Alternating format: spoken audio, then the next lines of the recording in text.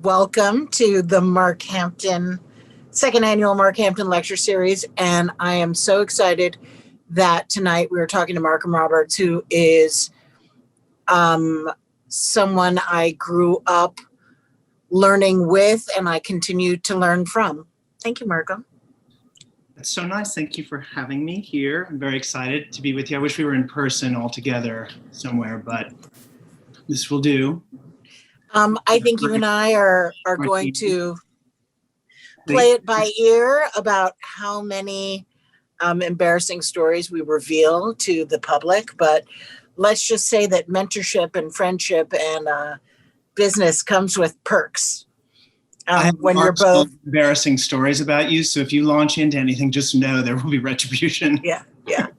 All right, so Markham, please, I obviously know your story, even though I'm much, much younger than you. You and I went to school together, and I know how you got involved with design, and it had absolutely nothing to do with me or our friendship. And I would love it if you would tell everybody how you ended up at Mark Hampton. Well, it was sort of a strange, circuitous route, or, I was completely clueless about what I wanted to do after school. And I think much to my father's dismay, I had no idea what I wanted to do. I knew I wanted to be in New York.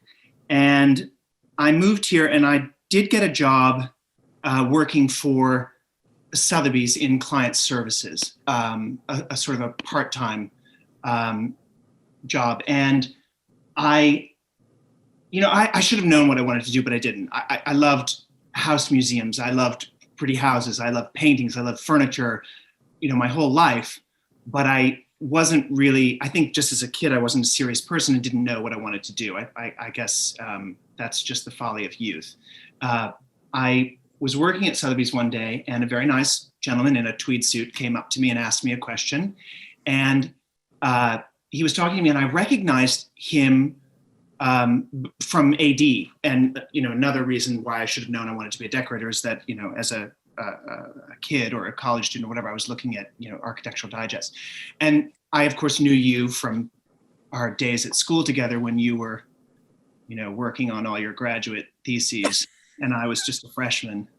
But I introduced myself and your father looked at me and he said, "Well, this is just the oddest thing. I just got a letter about you from Lisa Sutphin, who was this lovely woman who was a friend of my grandmother's, a friend of the family, who had written to him. I think he did her house in Hobe Sound and knew her forever.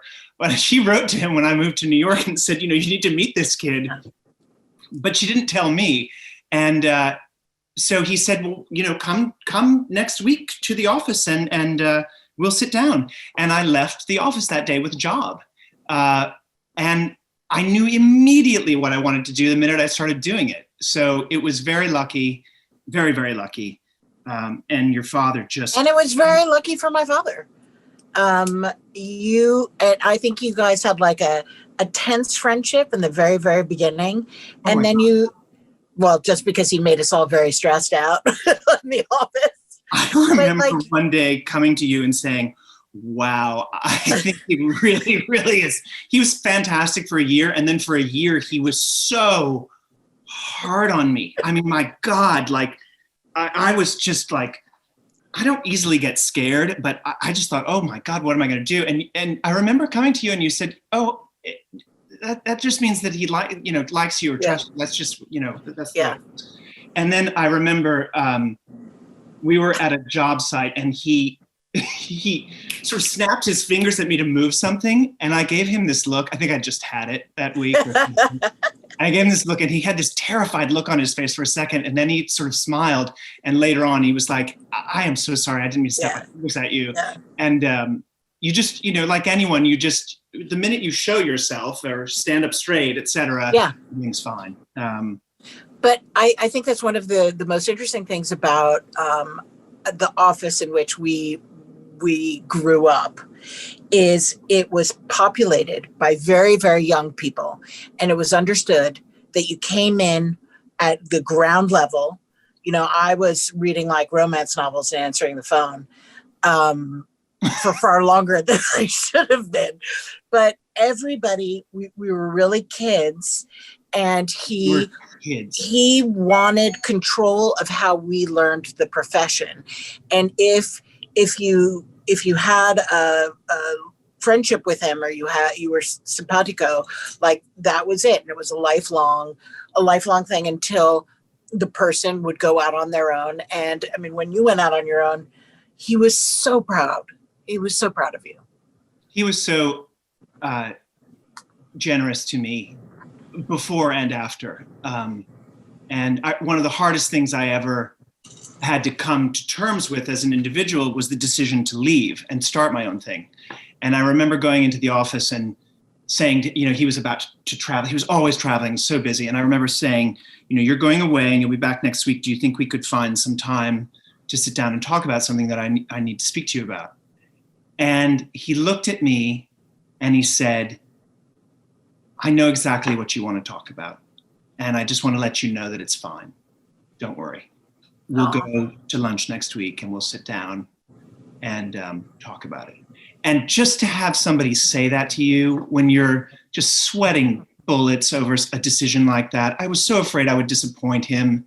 But it was so nice to hear that. And he was even great. I mean, I'll tell you a story a little bit later on when a picture comes up about something funny. We had a lunch one day after I had left and he wanted to sort of see what was going on. But that support from him, meant everything to me.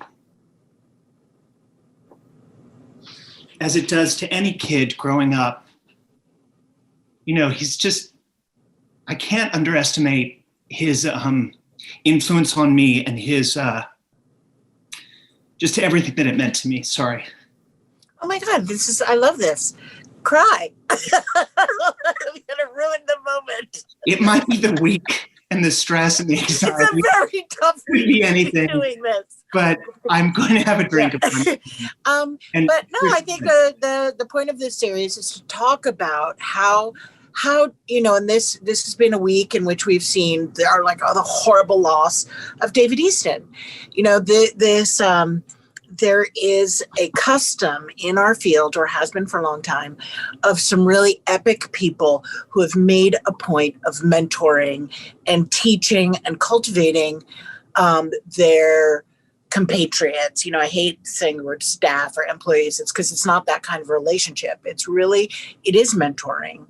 And why don't you impress me with your screen takeover abilities so we can see just how that mentoring manifested?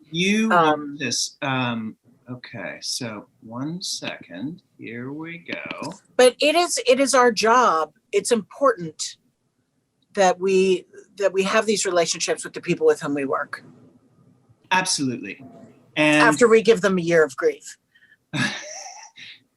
Well, you need to be hard on them as possible, just like I went through that year, et cetera. By the way, before you begin, I would like to say that once Markham and I went shopping for a job, and my father had said, you two go looking for this. And Markham had pissed me off. And I decided, I'm not going to talk to him. And he didn't realize for 5 hours that I wasn't talking to him. I think I was just so grateful for the silence. No. It was over the word actress, and I was being a little jerk. Oh boy, did you get mad at me? Anyway, I never have pissed you off since then. Never, not at once. So I want to show some pictures, and I want to show some pictures of some rooms that blew me away at the time, still do, and were so influential to me in different ways. And I'm going to start with, one of the greatest rooms that your father has ever done, the big living room / library for Carter and Susan Burden. And you and I were lucky enough to know, the Burdens. You knew them, much better than I, but the kids are friends. And I can remember an engagement party in this room. it, filled with 50 people, and there's a lot going on in this room if you want to look around and touch on things, and it's absolutely beautiful. But what blew me away at the time, and still does, was the placement of the furniture and dealing with a collector and his collections, which borders on hoarding. There's a lot in this room, and a lot packed in. And this room is not at all overwhelming. It is the most comfortable room, but the most beautiful, harmonious room to your eye when you're in it. And you stop and look at any object on any table, and there are many tables and many objects. Everything is the most extraordinary quality and interesting, chic, things from all over the world. This room blew me away, but sort of taught me in different ways through just having seen it or experienced it, how to deal with collections maybe later on, and furniture plans. Your father and furniture plans, super important. First thing that he did, first thing that I do. But boy, he could handle furniture in a room beautifully and make it work for two people or many people. Let me just show you. And when you think of the through line, you look at this room, and I know that they were inspired by Grousset, and clearly you and I can look at this and see Sonian references. And then you and I have this book in our memories. And now that through line continues through work that you do that then will continue the thought process for your fans and for people coming up. And work in very different ways, obviously. This is a room on Nantucket. Oops. And that is not. This is a collector who has as much stuff. There is so much stuff going on in this room. And she had so many things, and I had to deal with displaying them and making them look nice and making the room feel comfortable. And there's that place. So yes, we have bookcases and bookcase lights. You think about the Burdens living room too. You think about the beautiful use of light at night, lamp light, the bookcase lights, art lights. There were lights, up lights on sculpture on the walls on that very high ceilinged room. This room has 4 seating areas that sort of open onto the center. And your father taught me about chairs that would work in one way or another. But there's a lot going on with collections of things. And just, looking at how your father dealt with things on tables, whether it's something that I was writing down at the time and taking a picture of, which I'm sure I wasn't, you just sort of experience it over time, and it teaches you how to deal with something on your own and how you can incorporate beautiful collections of objects or interesting things into the bookcases. There are all sorts of things going on in these bookcases, and if it weren't for these bookcases, this room, the tables would have broken from the weight of the things on them. It was, there's a lot to deal with. There's also a lot of pattern, but it doesn't feel at all like it all holds so well together.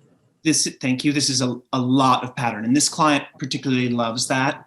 Loves textiles, old textiles. There's lots of pretty old things, throws, and this is an Indian blanket on that crewel work sofa. Mm-hmm. These are pillows that I had Joe at Belfair make out of 20 different fabric scraps.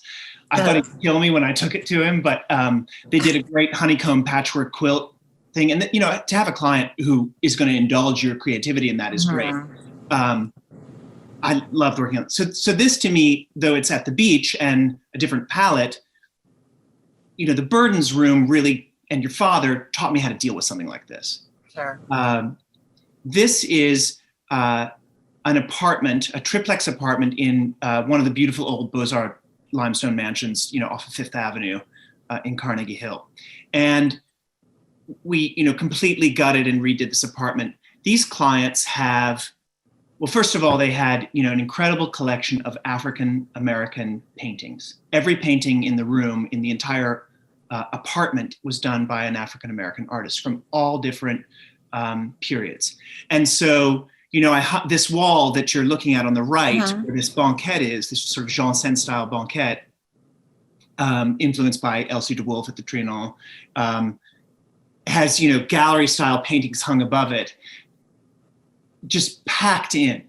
I think there are 25 paintings on that one wall. It's a very long wall. This was the old ballroom of that house. But they also had an extraordinary collection of, I'm trying to blow this up and it's not working.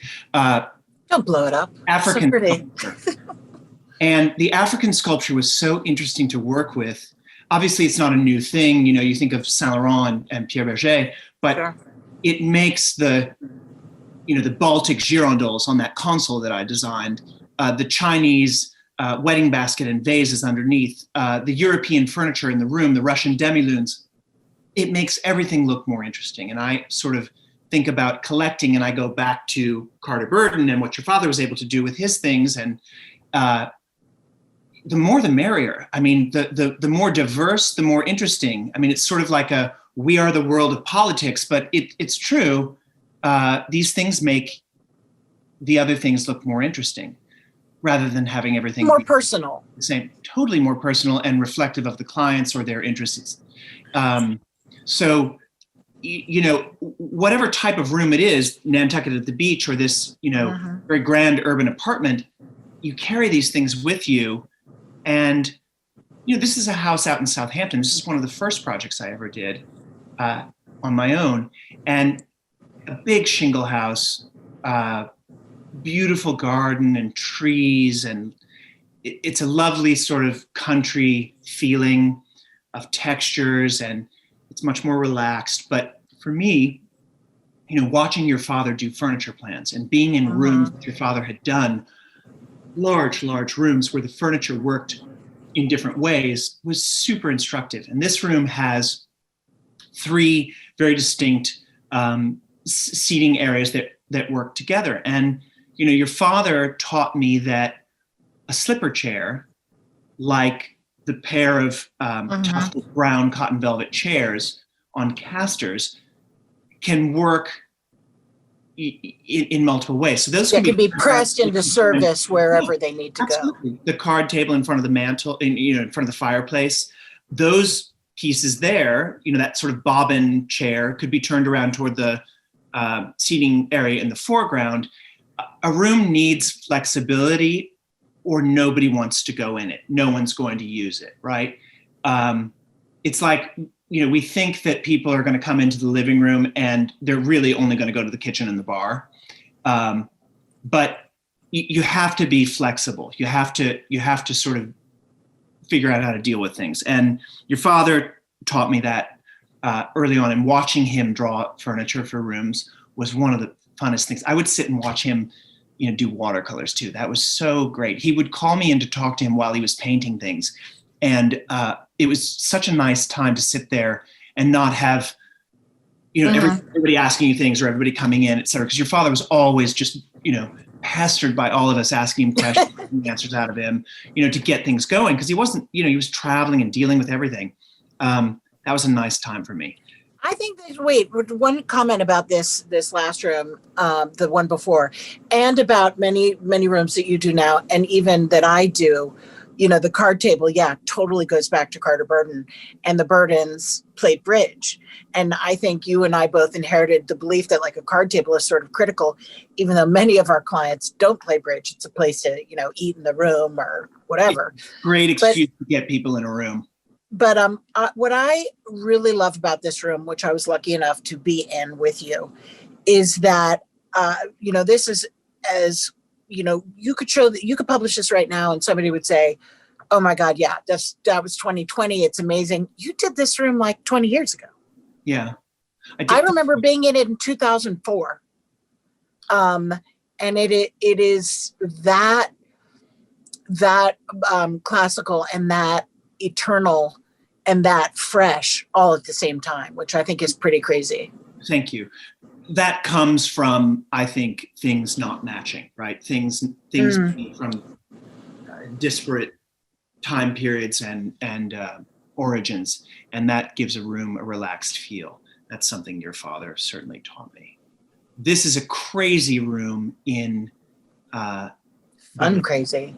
Beverly Hills. And it's like a jelly bean jar of greatness.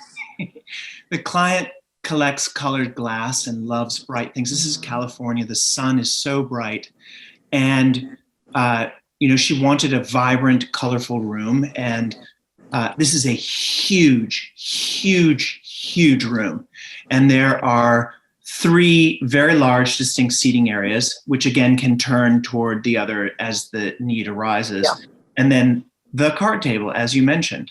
For me, I grew up playing backgammon with my grandmother in the bay window at this table in the library. And it was such a part of our day, life together and what we did together, that a card table for me, or a backgammon table, whichever it is, game table, it's a perfect ingredient. Yeah, and these clients play bridge and dominoes. So there are many hours spent at this table with the. By the way, those chairs at that table are insane. Yeah, beautiful. They're so gorgeous. 18th century table chairs with a table that I designed to sort of, make bridge the gap. Better, yeah, exactly.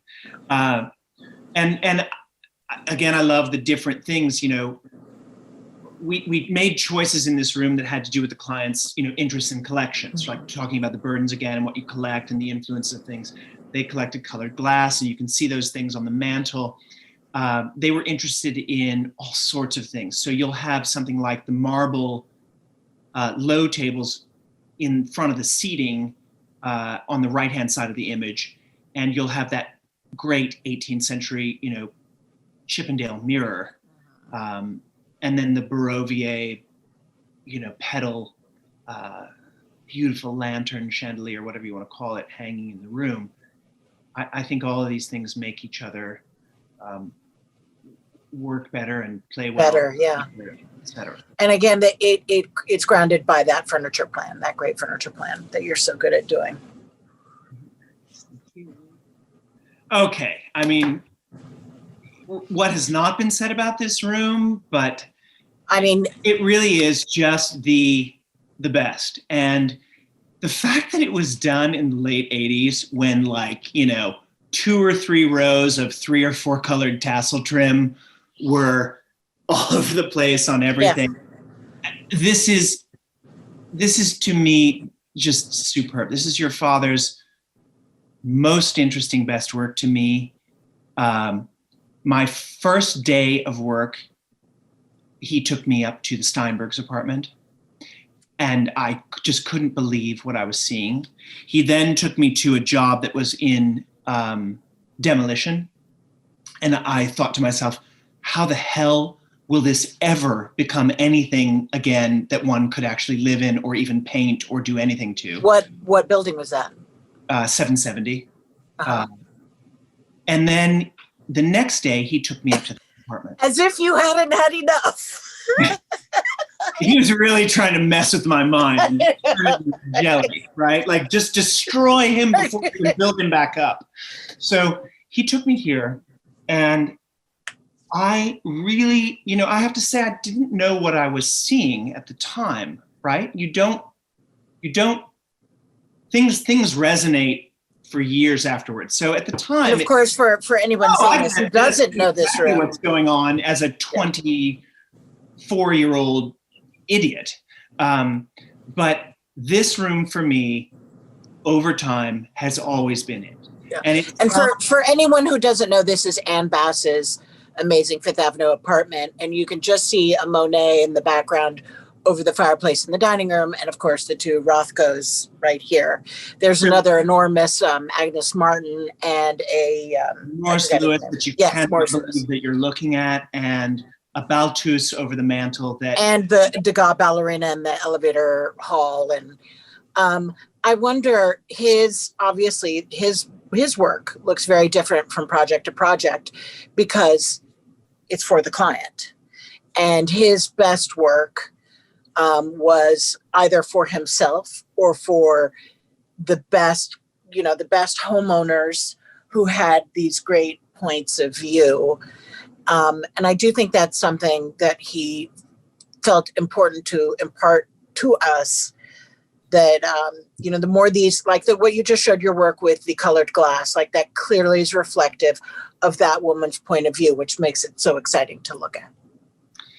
The client's point of view is the most important thing, just like you said. And he, a lot of people will think of Mark Hampton and chintz and the country house look, et cetera. But what blew me away— But they're stupid. Things like what blew me away were things like this, and the Burdens and the Steinbergs, and all of the stuff that was going on. This is so interesting. I mean, this room with its pared down sort of architect. It's so minimal in a way, and not highly rigorous. It is so. And guess what? If you took the Rothkos and the other art out of here, the room would still be great with different art. I would love to do that experiment. I think that would be such an interesting experiment to see. It would still be great. I mean, this Axminster needlework carpet is so beautiful. It was the first one I ever saw. And, Georgian furniture, George II, George III, there's an Anglo-Indian sort of early wood specimen table that is so sculptural and so cool in the corner.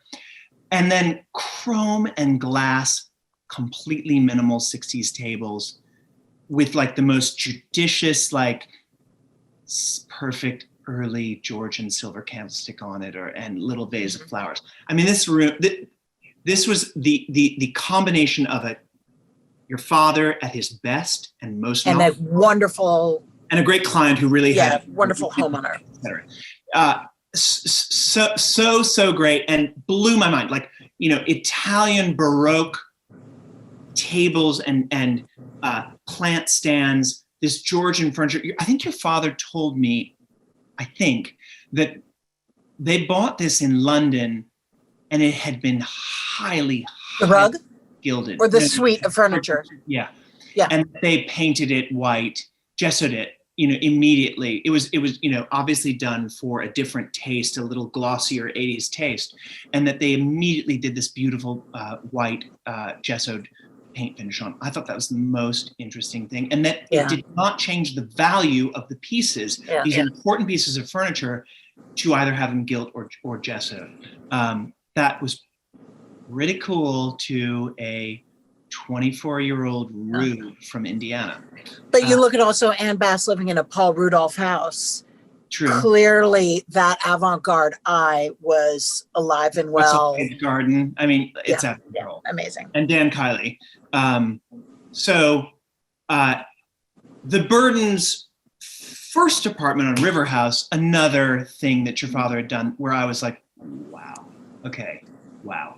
And to me, this is all about collecting and the mixture of things and art, how to deal with art. So, you have this Stella, which pretty much commands the room. You have Kenneth Nolan, but you have furniture and sculpture from all different periods. There's Chinese lacquer, there's an Asian altar table, there are beautiful classical antiquity, either Greek or Roman, I don't know, sculptures.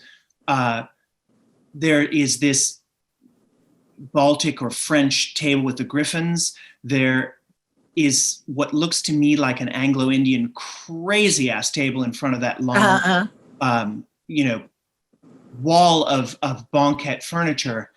How cool is this? And guess what? Like, this gives you the freedom to do whatever you want. You want to mix stuff, like mix it up. This shows you with, Renaissance bronze and antiquity and the deer and when I look at your work, it's interesting to see where designers get on the wheel. So he got on the wheel working with David Hicks and with Albert Hadley, and it was very modern, and then it grew into traditional and then a mix. And you got on the wheel starting with the mix, and then I've seen your work shoot off to be both very modern and then lots of Victorian revival. It's fun to chart a designer like you, your nascent work, and then how you bucket as you get older. Not that you're old. We are all products of what we've seen before, right? We are all products of our experiences. And I mean, the fact that I got to work in your father's office and see the things that I saw, I remember one day getting on the train to Washington, and we go to Pamela Harriman's house to help her with a few things. And I'm looking at this art, and she walks in, and she's like the most charming person you can possibly imagine to him and to some idiot 25-year-old, stupid kid. I mean, what we saw, what we got to work on, and how it pools, or you throw a pebble into the pond and the ripples come out, and those ripples, affect you in one way or the other. And it was just such a great mixture of things to see. This is an apartment that I did for some sort of serious art collectors, and they had this Frightwig painting, and I thought, okay, how am I going to deal with this? It's very bold, it's very strong, and thinking of how your father dealt with the Burdens art, which was equally as strong. And let me just go back to this. See the sculpture of the deer in front of the painting? Most people would be afraid to put anything in front of the painting, right? And it's so interesting to have that there, to see that and to see their relationship with each other. And guess what? You're not looking at a photograph and only seeing in one dimension. You're looking in 3 dimensions at things. So when you move around the room, that deer is not going to get in the way of the art. And that's something I have to explain to clients a lot, because they're afraid to put a lamp in front of, a serious drawing or something. And which then gets you to the ubiquitous problem of art hanging way too high. Yeah. Guess what? I don't care for that. I just don't care for that. So look, this is a very cool, very strong painting. And I thought, what the hell am I going to do with a mantle, beneath it? I know what to do with the walls. I know how to mix everything in there. But I thought, okay, I really need to just go all out and design something that is going to be interesting, but it's not going to take away from the painting. And so I did this grotto, it's fabulous thing, which I think turned out really well and is very cool in this room and doesn't fight with the art. I think you need to know how to not fight with a view or not fight with the art or the things that you're looking at. And, your father certainly taught me that. Another view of the room, looking at sort of the mixture of things and collecting, like the Burden's apartment and Ann Bass's apartment, having the freedom or the liberty to mix styles of things. You don't have to have all Empire furniture in a room, or classically design things in a room. You can really go all out. And so, a room like this has that crazy mantle. It has a Danish mid-century chair, with a rope seat. Yeah, that chair is fabulous in there. It's so disruptive, but it works. Such an interesting chair. God, it's Fritz. I can't remember his last name. I'm going to think of it and then I'll blurt it out before we finish. 17 slides from now. There's a table that I had made after, the great Jean-Michel Franck, bench. Underneath that great Matisse, there's, tufted Napoleon III style sofa, a banquette sofa I designed, mid-century chairs, Milo Bauman chairs. There's different things going on, and that's just fine. It all works together. Yeah. Another view of the room, again, showing how you deal with art in a way. And, these Damien Hirst triptychs are not... Oh, Jorgen Beekmark. That's his name? No, it's not. Look it up. No, I think it's something else. I mean, I will. You and I will have a full-on brawl about this later when we're not on. I do. Okay. If I'm so glad you referenced the Burden apartment, because I wouldn't have seen it. I wouldn't have understood without your saying, okay, look at the Stella, look at the Nolan, look at the banquette. And here, yes, of course, I see what you're talking about, like the triptych and then the 4 cubes of the sofa and then the 2 Yves Klein blue cubes. And there's such interesting geometries. And yeah, that's I'm looking at a master at work. Oh, that's very kind. Thank you. You try to pull things out of the art that make it relate to the room. Yes, this painting, this triptych, excuse me, is very contrasting. Like it's hard to, this is always going to look contrasting no matter what room you put it in, unless you put it in an orange McDonald's 70s, playland room. Yeah. So, the pillows and those resin cubes, which basically weigh as much as a baby rhinoceros, because I've dropped one on my finger before moving it. A baby rhinoceros or one of the cubes? I know this. The cubes weigh the same as mine. But you try to pull things out, but you also try to give it breathing space. And one of the things that I love about this is that tiny little corner of those lampshades that peek into the view of the shade. And to me, that makes it feel more relaxed, more like home, more comfortable, instead of an art gallery. And you have to be careful when you're dealing with art like this, that it doesn't look like an art gallery. I love the Dupré-Lafont tables. You have, in effect, turned the whole room into an installation. I guess, but it feels, to me, it feels yes. Yeah, absolutely. I don't mean that. You have people over and they're not scared, because you don't want your guests to feel scared, unless you. I don't know. Sometimes people a little bit. Just a little. This is a room in a townhouse up in Carnegie Hill, and we talked about the great Massimo Listri. I mean, they're massive. They had to be brought in through the windows. They couldn't make it up the stairs. They're pretty cool. And you and I both love his work. You and I have both used his things in very large scale. They couldn't be more classically inspired. And this room is to me, yes, you have a 1960s Italian floor lamp, and you have that lamp is fabulous. It's pretty great. You have an early 20th century Nagoro-Nuri Japanese low table on the right, and that Studio Nada Deb's different leveled table on the left. Again, this goes back to mixing things, but for me, this is a mixture of upholstery styles and all sort of working together in this one large seating group. And guess what? You've got the freedom to make it work. What does Tim Gunn say? Like, designers make it work. That whole thing. It all can work. There's no rule. You kind of have to know the classics to understand things better, to make things work in a different way.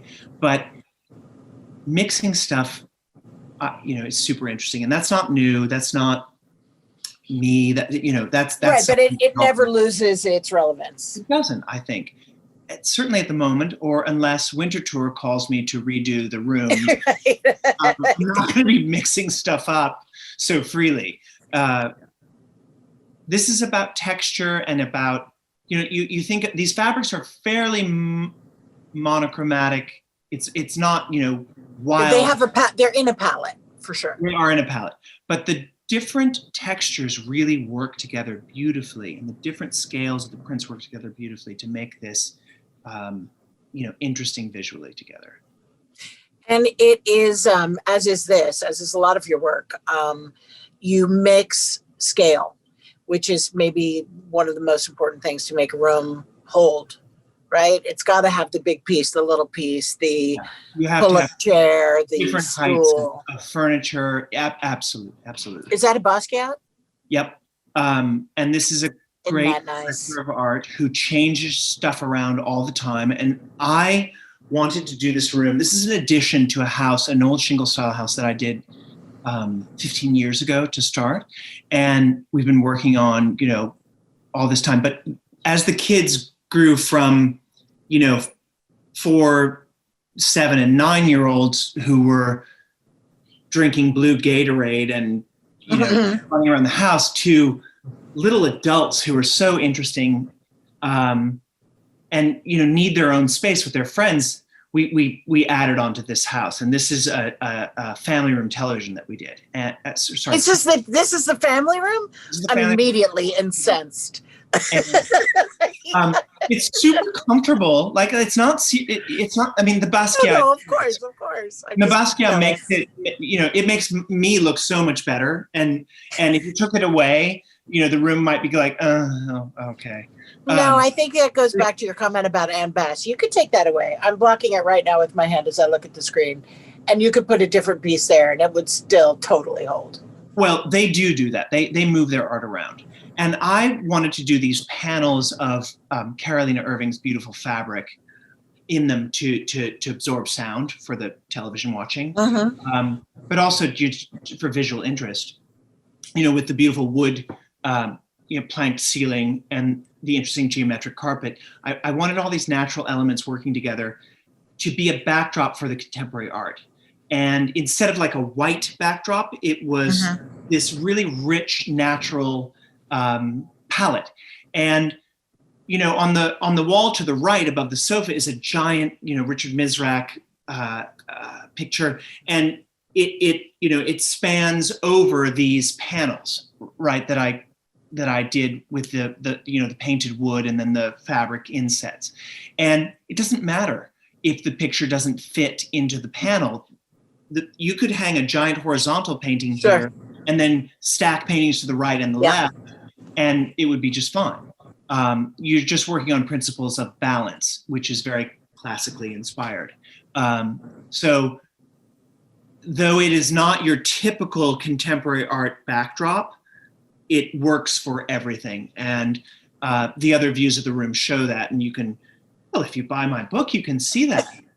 And we will. It makes the perfect gift for everyone. Right. So again, this is also about mixture, the different pieces of furniture. I mean, all of this stuff I sort of designed and had made. I love the tables, the end tables flanking the blue sofa on the right. I had seen these great, benches by Lutyens that were 2 feet tall and 2 feet by 18 inches. And I wanted to sort of blow them up and make them end tables. And so I, had them made in this great oak, and I think they fit in perfectly. And that table at the end of the room under the Basquiat is one of the coolest things I've ever seen. I found this looks like a brutalist. It's a huge slab of Noguchi burl wood, but it had been sort of destroyed by a flood and damaged. And I thought, wow, this is easy to restore. And if I cut parts of this off, the thing was huge, I can make a very cool console table. And I made the basis for it. And I just love that thing. I think it's so interesting. And so if you're out and get inspired by something, run with it. Just run with it. So that's that. This is a room of your father's that is not as oft seen as others. A woman from Texas, the coolest, funnest, most interesting woman who I got to work with on her little pied-à-terre in New York when I ended up there. But this job was done before me. And she was so interesting and didn't give a flying fig about what other people thought. She told me the stories about when Mark took her into Madeleine Castagne's shop, and Madeleine Castagne, who notoriously hated people and Americans and didn't get out of here. I don't want to sell anything to you. Let her just buy everything because she just loved her. But this job, for me is all about pattern and layering. And this is just one of the chicest things I'd ever seen at the time. And look at the beautiful furniture. If you take that pattern, which I think may have been like a Brunswick print of vases and flowers, it's on the curtains, it's on the walls, and it's on most of the upholstered furniture. And then the antique pieces are done in the red damask and that blue silk.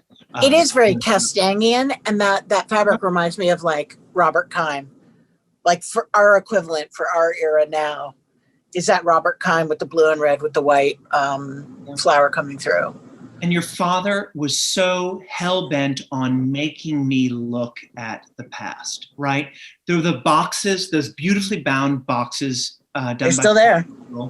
USA, England, and France, and Italy. So when I got there, he said to me, you need to go through these boxes and you need to find, I mean, I've never seen such a disarray of they were, magazine tear-outs, which is what we had at the time. No paper clips, no, but also no Google, no Pinterest, and none of that. But these images were, I mean, the American ones were mixed in with the French ones. Nothing was together with its job. And his job for me was to unite them and to go through them. And I remember thinking at the time, like, oh my God, are you kidding me?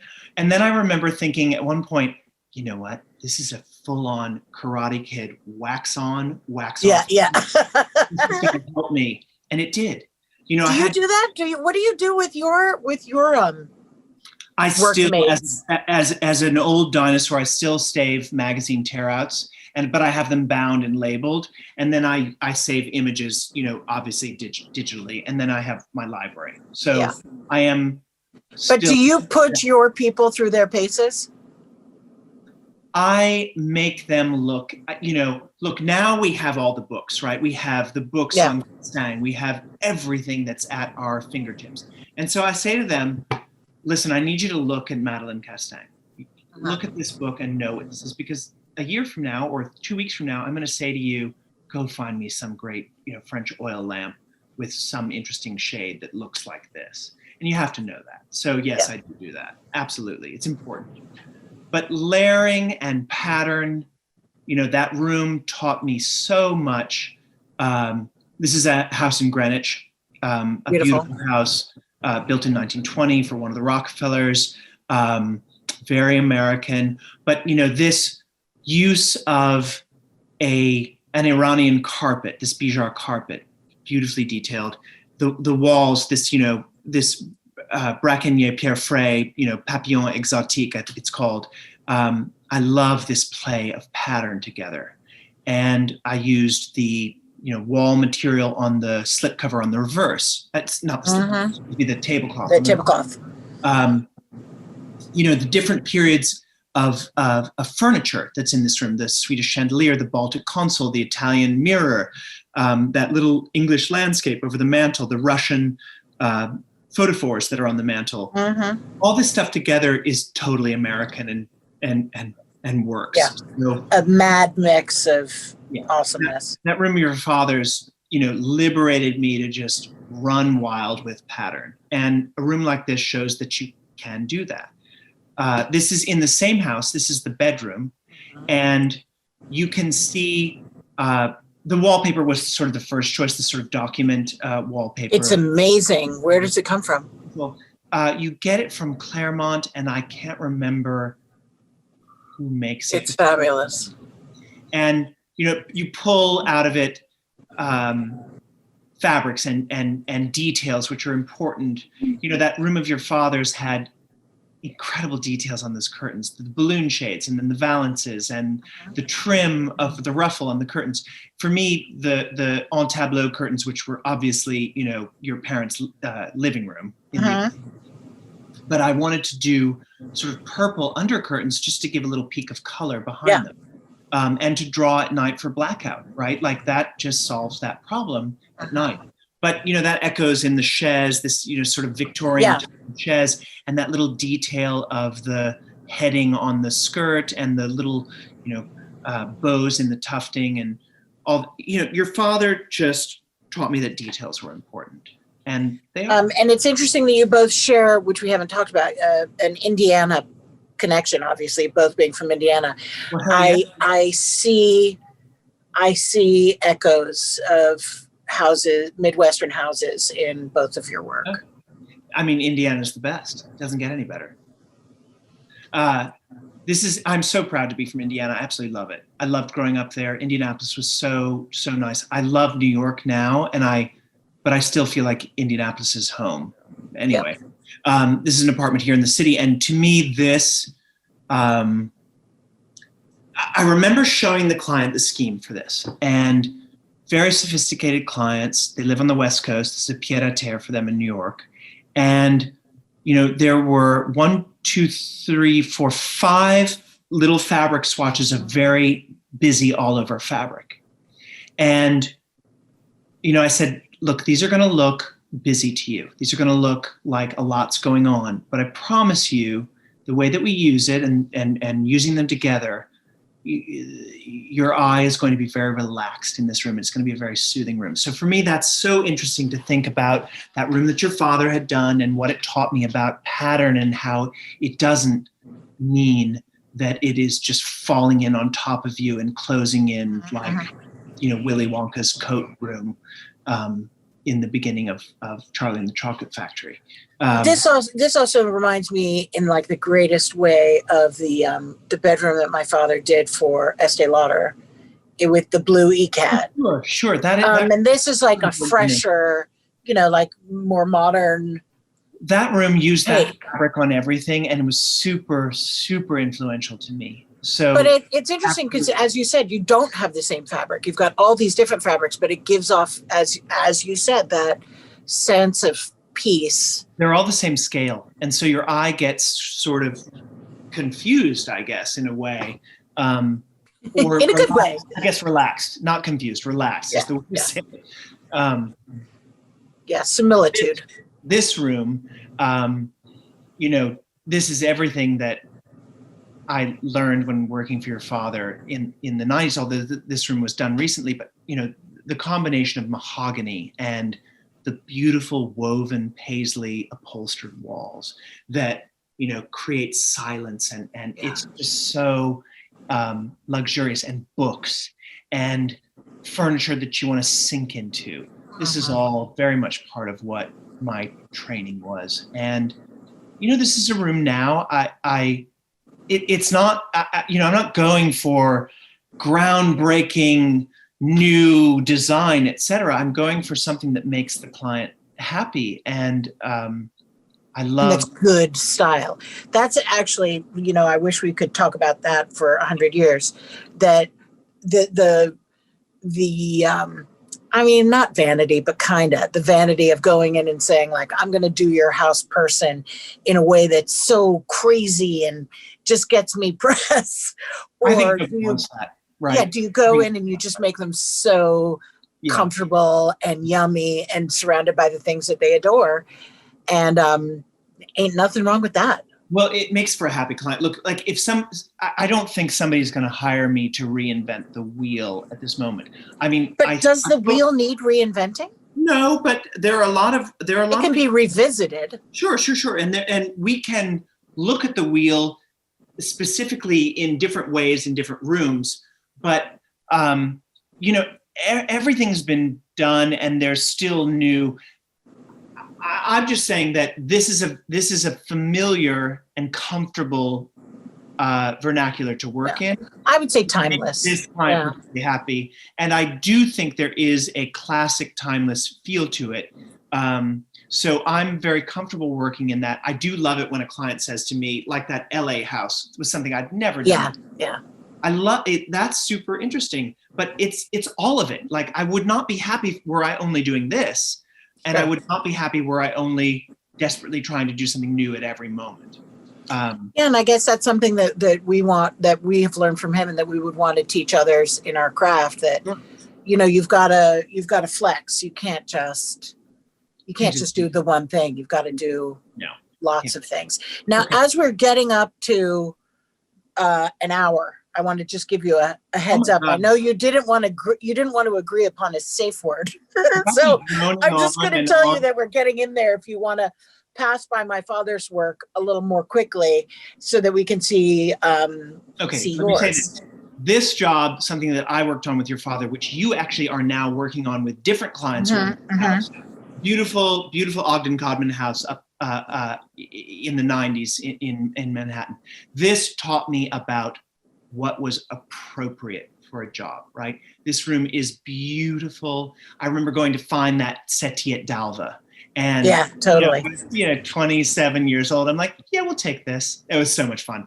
The Swedish mirrors, all of this stuff, making that work. This job, utterly different, something I worked on with your father in Palm Beach for New York clients. I didn't mean to set a total fire under you. I just wanted to give you a heads up. No, you're right. This sets a sense of place, and it doesn't have to be, this is a house in Palm Beach, and you don't have to have banana leaves and tropical palm Sure. fronds and bright greens and pinks, you can do a room that's very fitting to the sense of place of the lake in Palm Beach with completely different things. And, I went out and found all sorts of different interesting, the Portuguese table in the front. Beautiful. Your father and I actually painted the mirrors on the right-hand side of the image that you can barely see, that's a pair, as a gift for the client in this sort of, ivory and beige japanned thing. And we went up to Boyko, the greatest painters in New York City at the time, and sadly they're not here anymore, but we painted on top of their finish. It was so much fun to do, and great art, and it gives a sense of place. That taught me something appropriate and a sense of place. So that image reminds me of an apartment that we did in 730 that my father did in 730, and also like Lynn Revson at the Pierre. Like they're these wonderful little enduring things that interesting, that you and I revisit. Different things, really. Love this. The house in Montana, and I'm not using saddle bar stools and wagon wheel chandeliers, but these things have a sense of place that relates to me to the mountains. So this Jean-Michel Franck armchair, this darkly stained cerused oak armchair fits perfectly in the mountains with the reclaimed, wood ceiling. The bed with the fur, obviously, but underneath it, that's a cashmere embroidered paisley from India, but it works in this room. The drum table is parchment, very sort of modern, but guess what? It looks like a Palomino pony to me. So or a it's Rorschach. a subconscious thing that fits. This paisley, embroidered cashmere on the bed echoes to the 19th century paisley that's over the skirted table in the corner, which you wouldn't necessarily find in a house in the mountains, but it works. Like you think of Gstaad, even though this is the Wild West, it all subliminally connects. So there's something appropriate. It gives a sense of place. This is the clubhouse of a great resort originally designed by Oscar de la Renta in Punta Cana, Dominican Republic.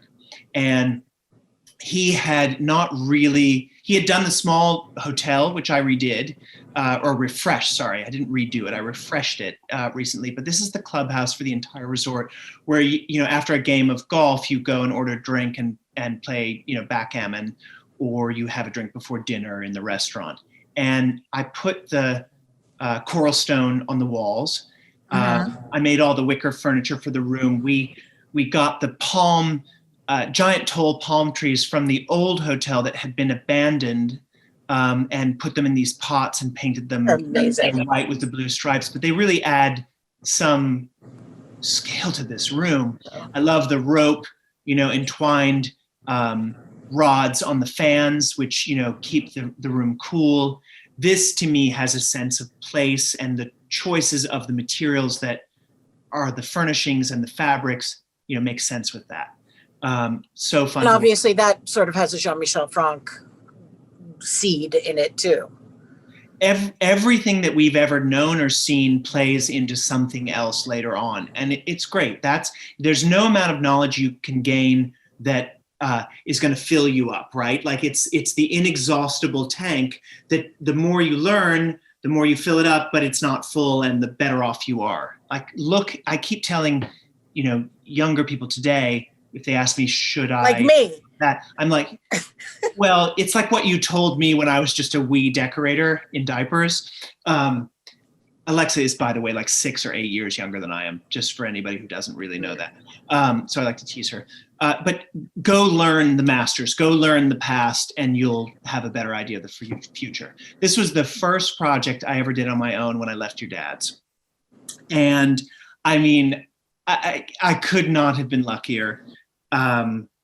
And this to me has a sense of place for, a great fancy New York apartment. This is a triplex apartment over on the East River in a Candela building. And I was like, hell yeah, I want to work on this. Yeah. It had the paneling. It was originally owned by Niarchos and now is owned by the great Charlotte Ford, who could not have been kinder, more generous to me as a little decorator. I couldn't believe she hired me to do this. And, this is very derivative of the De Laurentiis entry hall, which we all know, with a beautiful table, which I found at Clinton Howell, this Georgian Baroque table, and the uplight column porphyry, urns that I had made and painted to flank it. Now, this is obviously a tour de force, and it is, virtuoso decorating.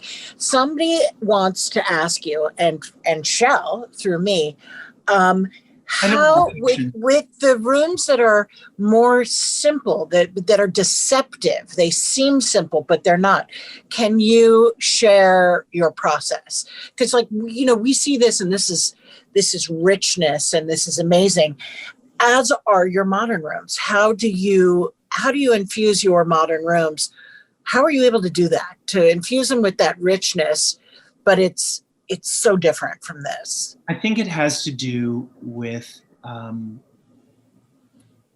scale and sculptural shapes, right? If you're doing a completely modern room that doesn't have this paneling and doesn't have this treatment of paint in the panels and furniture like this, you have to work with things that are going to, I'm working on an apartment right now in a giant high-rise in Tribeca that it's completely minimal and modern, and a white box with giant glass windows that have the most beautiful view of 360 degrees of the city that I've ever seen. So, in that case, I'm like, well, I'm not going to compete with this view because that's not going to work out. I'm going to lose.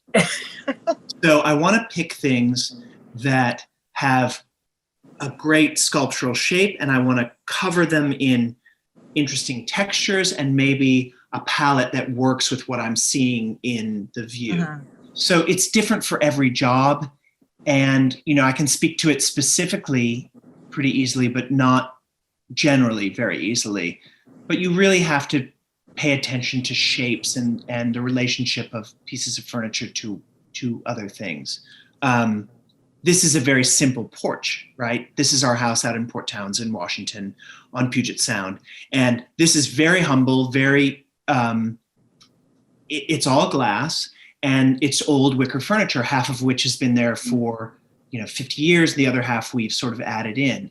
And it's different paints to disguise the sloping floor that so great. When you walk on it makes you dizzy. It's so sloping, the porch is sinking.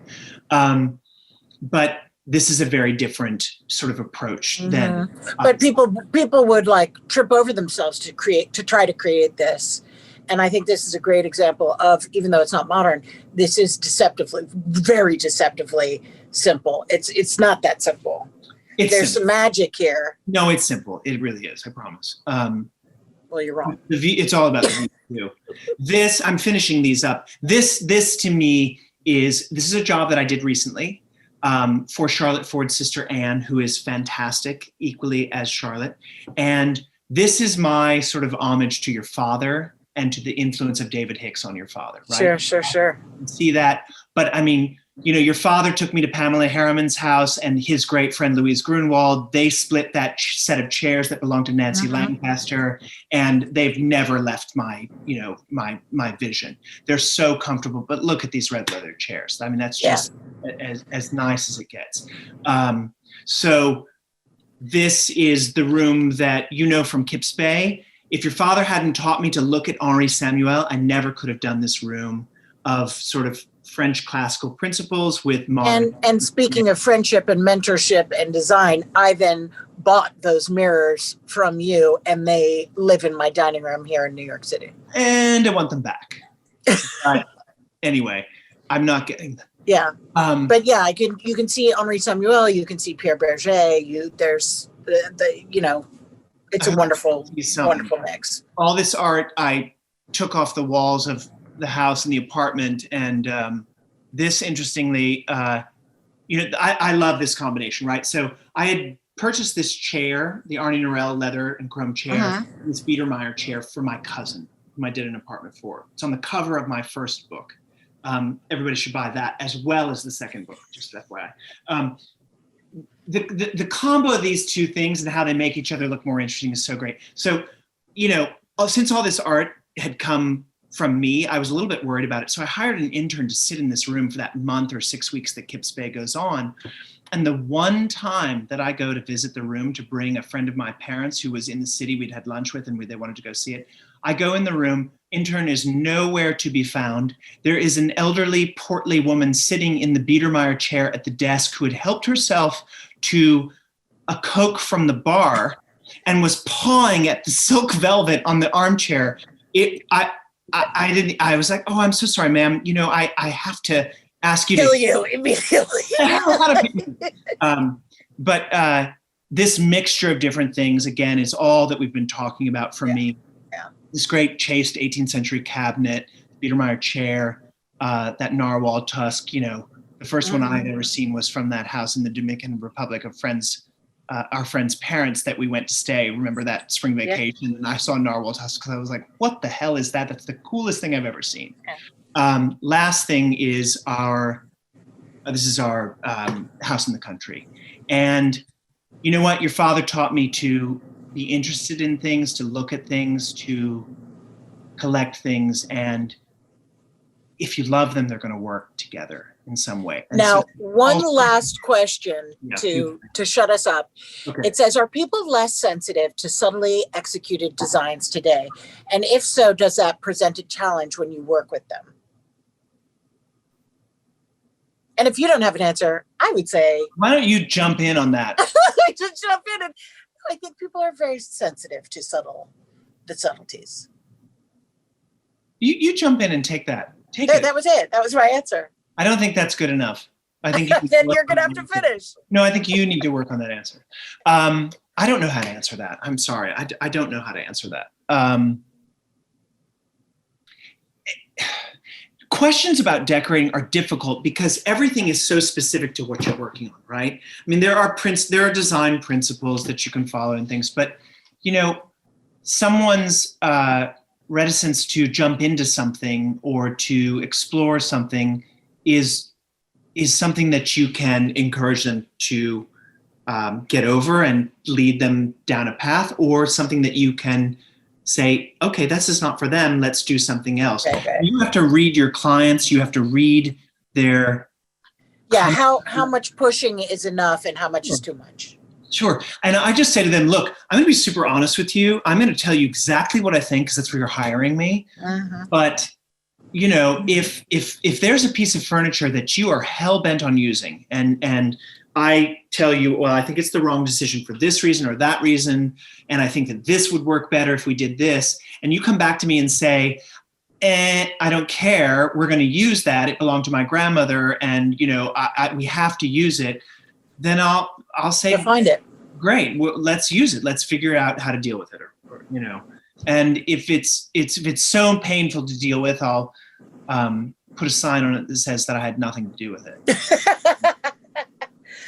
Well, Markham, thank you so much. I think obviously this is the first time in the Mark Hampton lecture series that it's been a graduate of the Mark Hampton School of Design.